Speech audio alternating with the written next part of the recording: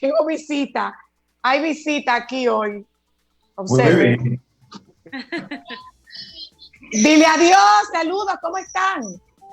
Ay, es el día de llevar el nieto al trabajo. Qué bien. Miren, buenas tardes y bienvenidos, Gloriana Buenas y tardes. César. Habíamos quedado en tocar el tema del concepto de indefensión aprendida.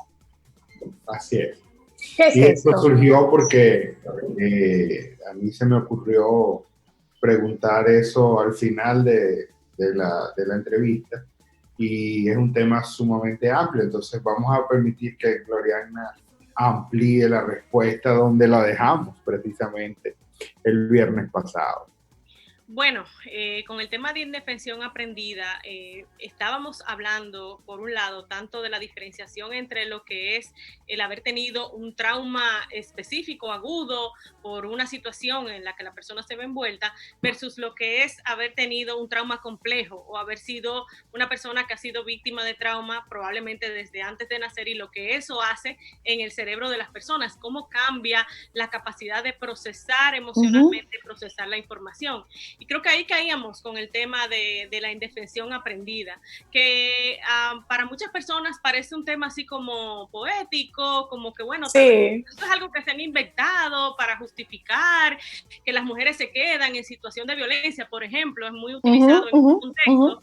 Pero desde hace varias décadas, ya por ejemplo, estudios en animales, Mayer, Seligman, hablaban de cómo, por ejemplo, los perros que estaban enjaulados y que les daban choques eléctricos en contexto de investigación, cómo estos animales, por ejemplo, después de mucho tiempo de pasar ese proceso, cuando se les abría la jaula, no salían de la jaula.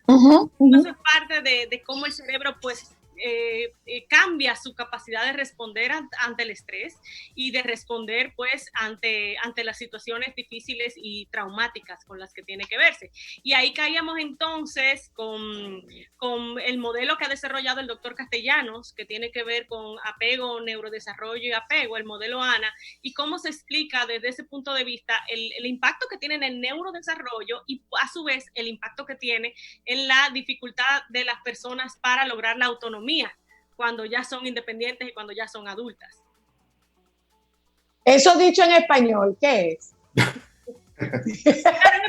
porque me encanta, es un lenguaje muy entendible en una comunidad formada, pero para el quien nos está escuchando, eso que tú dices que suena bonito, ¿qué es eso? Dele, doctor, ahí con... Ok. No, bueno, yo creo que Gloriana lo ha explicado sumamente bien. Lo que probablemente pudiéramos agregar es como que de lo que se trata es de entender cómo en nuestro cerebro, que es el gerente de todo lo que pasa en nuestra vida, nuestro cerebro no solamente se forma a partir de nuestra carga genética, nuestro cerebro se forma con la experiencia, lo que vivimos. Y entonces esas vivencias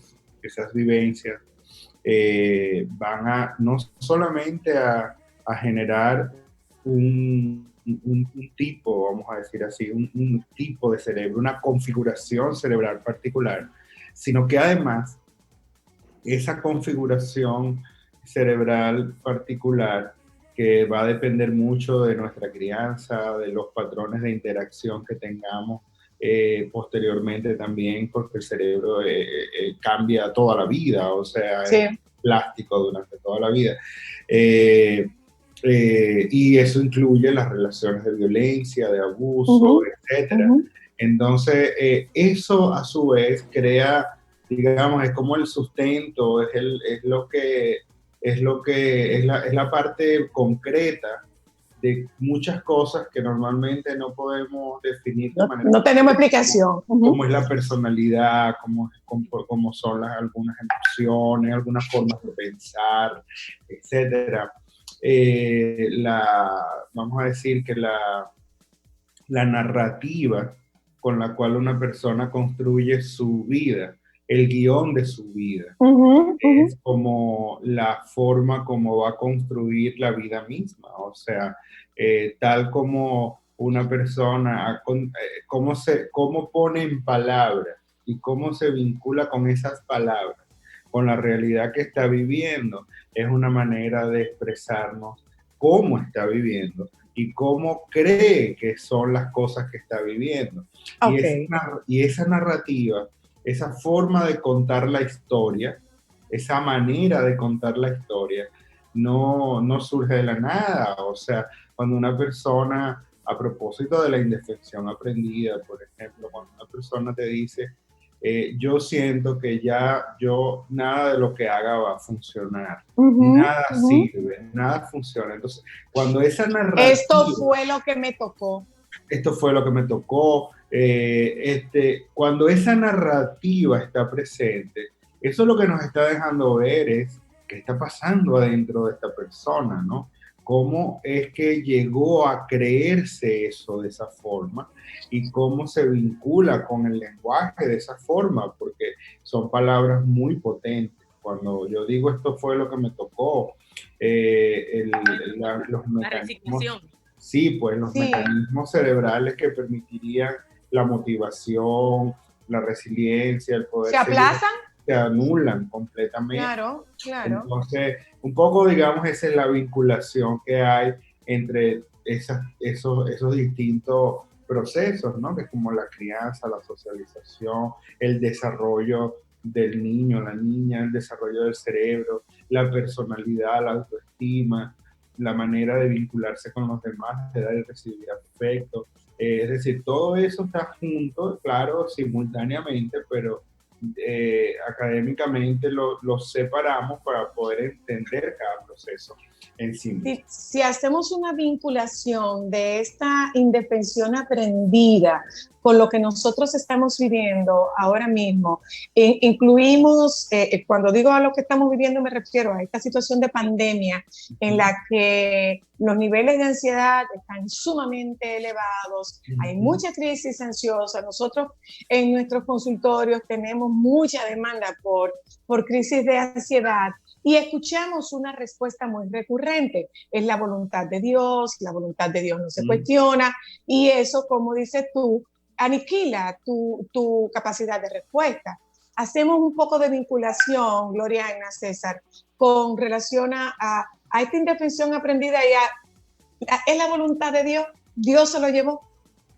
Sí, el hecho de no poder tal vez ver que en el futuro vamos a salir de esto, que va a haber una manera diferente, porque no es volver a lo mismo, es seguir con otra cosa, pero esa posibilidad de que volvamos a estar con nuestros seres queridos, volvamos a abrazarnos, ¿no? Volvamos a tener otra manera de vida. Cuando perdemos esa capacidad, pues obviamente entramos en un tema de, bueno, ya se me tronchó la vida, hasta aquí llegamos. Y entonces es que vienen y se comienzan a profundizar estos estados de ansiedad, de depresión, que muchas personas estaban ahí. O sea, no es que la pandemia viene a sacar cosas nuevas que no estaban, viene a exacerbar aquel formato que, como decía César, aquella forma en la que la persona ha aprendido a interpretar la vida, ¿no?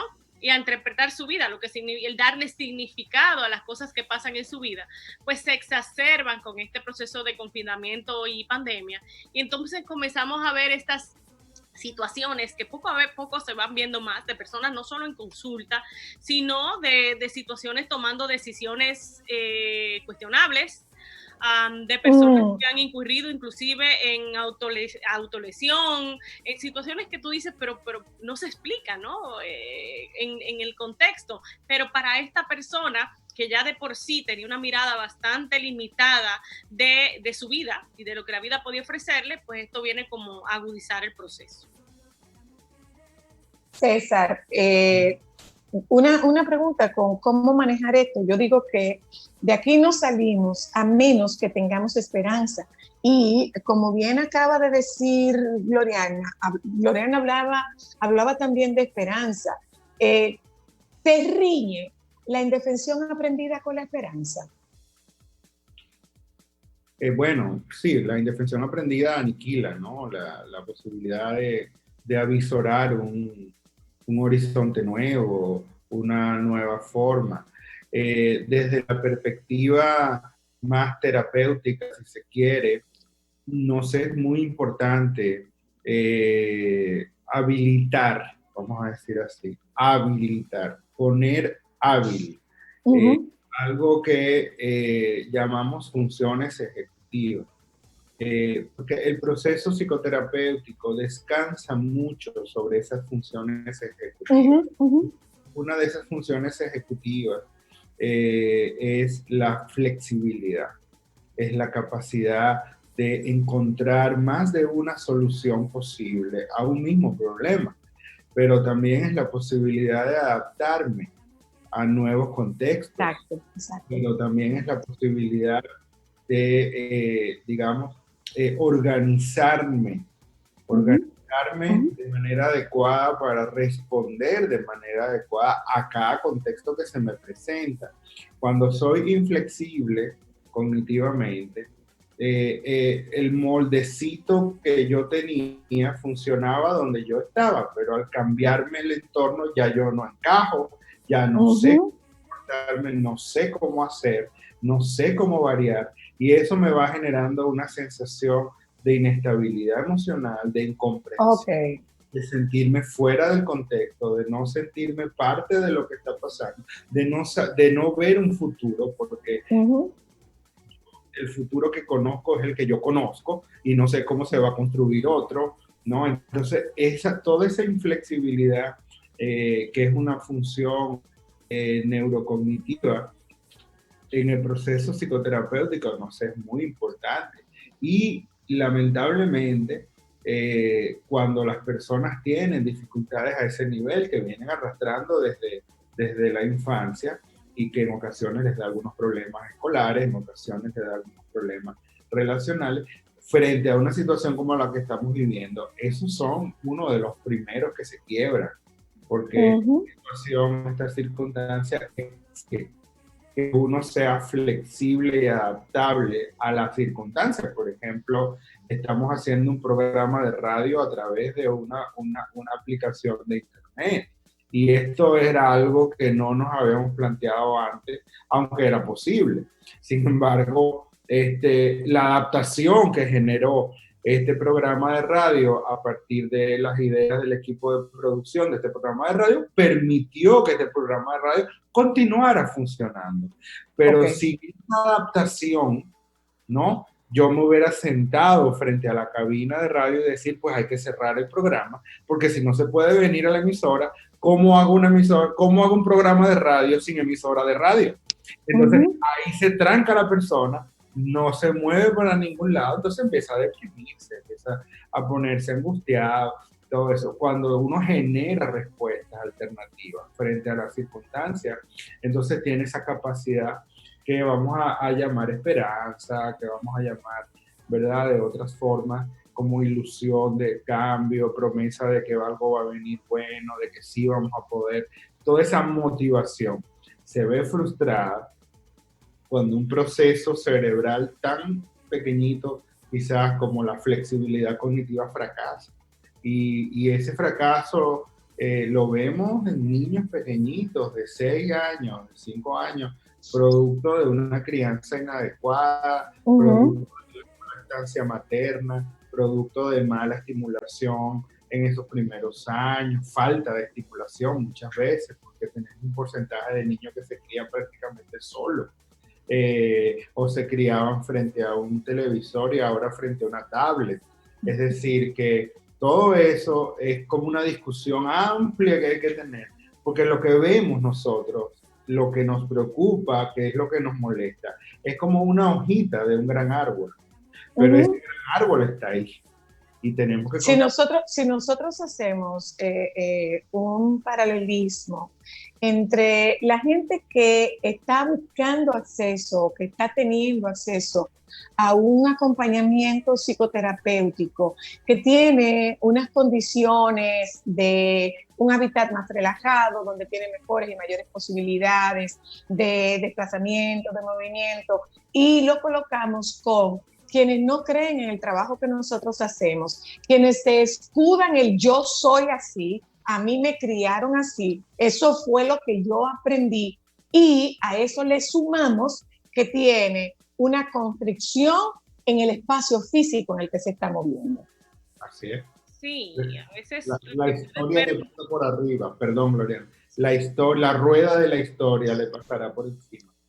Y lo que ves es resistencia, o sea, es una resistencia por miedo a lo que vas a encontrar, ¿por qué voy a ir? Porque ir a un psicólogo me van a decir que estoy loco, ¿no?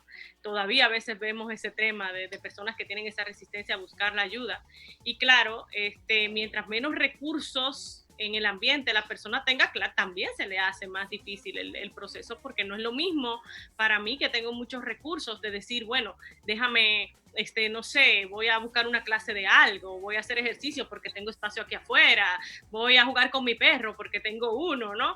Yo tengo recursos que otras personas no tienen y que se dificultan, pero a su vez, no, Gloriana no tiene un perro, Gloriana tiene un niño trans, es un niño que se cree perro. Exacto. Pero se comporta como un niño completamente.